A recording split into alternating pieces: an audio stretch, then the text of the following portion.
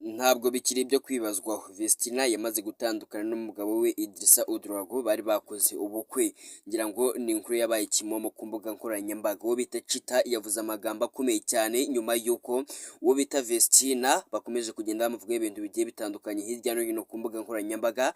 Bamwe bavuga yuko Vestina n'ubundi kuba yari yabanye n'uriya mugabo Idrissa Oudouago yari yashutswe n'uwo bita Murindahabi Irene. Irene nawe mu kwiregura rwose hari ibyo yatangaje ko aya makuru rwose akomeje gucicikana hirya no hino ku mbuga nkoranyambaga, aribyo tugiye kugarukaho muri iki kiganiro kigufiya, twifashishije ibinyamakuru bigiye bitandukanye bikomeje kwandika inkuru zigiye zitandukanye kuri Vestina watandukanye n'umugabo wiwe bari bakoze ubukwe, ndetse akaba avuga yuko yazinutswe ikintu bita umugabo. Vestina ubwo yari akimara gukora ubukwe cyangwa se yari yamaze gutangaza igihe azakora ubukwe, ndetse akavuga n'imyaka umugabo we afite, abanyarwanda benshi rwose ntabwo bari babyishimiye, benshi bari babihungiye kuri bavuga yuko uyu mukobwa Vestina yihuse cyane nk'uko byagarutsweho cyane, cyangwa se binari umugabo wa Vestina Idrissa yamurushaga imyaka igera kuri 20,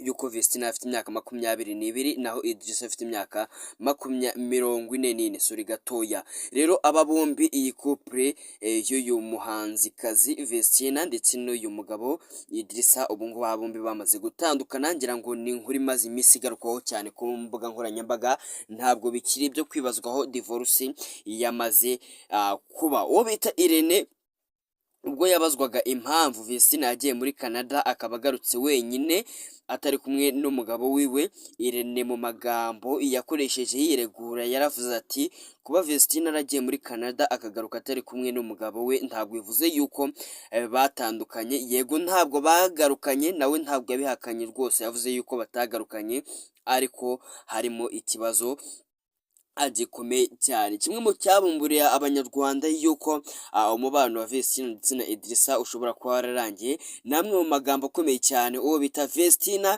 yanyujije ku mbuga nkoranyambaga ziwe rwose. Rwose ni amagambo yari akomeye, ngira ngo mwarayabonye mu biganiro bigiye bitandukanye twakoze mbere, ndetse byagiye binyura no ku yandi mashini ya YouTube, ku mbuga nkoranyambaga no ku ma TV y'ahangaha mu gihugu cy'u Rwanda. Uwo bita Chita yongeye gukoresha amagambo nk'ayo yakoresheje igihe yashwanaga na Gasuku bari gutongana cyane ku mbuga nkoranyambaga, igihe Chita yavugaga yagiraga ati nyamara izi mbuga nkoranyambaga tubona dukoresha hari igihe zizatuma abantu bamwe na bamwe tuzajya twiyahura bitewe na depression badushyiraho, abantu bazikoreraho baduha rasingi. Ibi ngibi yabivuze akurikije uburyo abantu benshi bari kugenda bavuga uwo bita Vestina yamaze gutana n'umugabo wiwe, ndetse akaba avuga yuko yazinutswe ikintu bita umugabo. Ni mu gihe rero Murindahabi Irene nawe